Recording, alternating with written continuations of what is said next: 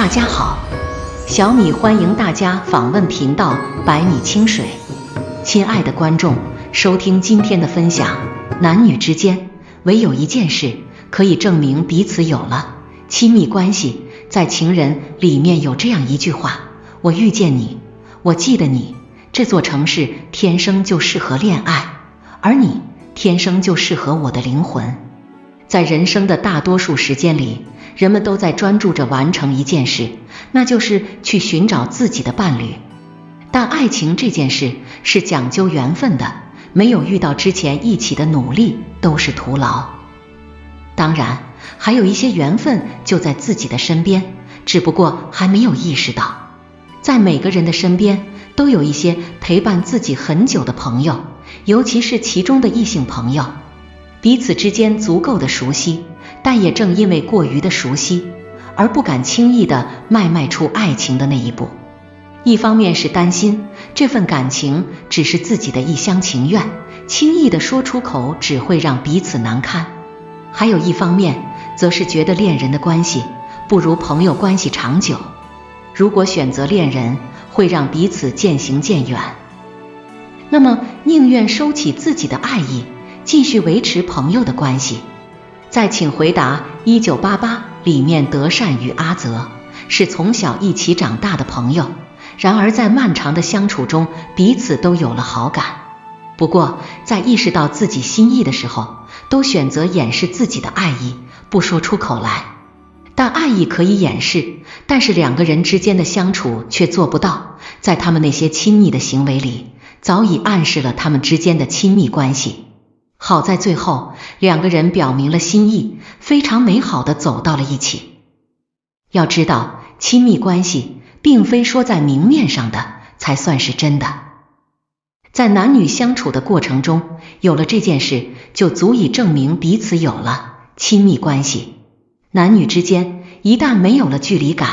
也就说明了彼此之间的关系已经非常亲密了。肢体上没有距离感，人与人之间的关系都会有一种无形的界限来进行衡量，其中最明显的莫过于肢体之间的距离，关系越亲密，距离也会相对越近。而对于关系不够亲密的，就会下意识地保持肢体间的距离，避免有过多的接触。变相的，也可以通过两个人肢体间的距离来衡量两个人之间的关系。而男女之间在朋友关系的时候，很多方面都需要注意，尤其是肢体距离。虽说朋友之间有肢体接触是一件很正常的事情，但仅限于同性朋友之间，而异性朋友之间很容易因为一些过近的肢体接触而产生不一样的情感，甚至发展为亲密关系。在电视剧《小欢喜》里面的方逸凡在和英子作为朋友的时刻，两个人之间出现拥抱的举动，而事实的确如此。异性朋友之间一旦出现肢体距离过于亲密，难免就会有其他的情感。所以说，当男女之间在肢体上没有距离感，那么就证明彼此有了亲密关系。言语上没有距离感，有很多异性在还没有完全确认关系之前，都经历过很长时间的聊天，并且常常从早聊到晚，从小时候的趣事再到关于未来的规划，而彼此之间的感情也随着聊天的话题不断的拉近。男女之间关系的亲近大多是通过言语上的沟通，其实很多时候从聊天的内容上就足以证明两个人之间的关系是不是很亲密。毕竟在交流中更加的熟悉彼此，了解更多，时间久了关系自然也会更亲密。很多异性朋友走到亲密关系的地步，都建立在足够了解的基础上，并且对于彼此的事情都很清楚。两个人之间无话不说，发生的事情，经历过的种种都会告诉彼此。在这种情况下，言语上不仅没有距离感，也会因此更加的依赖对方。一般来说，如果男女在言语上没有距离感，那么两个人的关系往往就比较亲密了。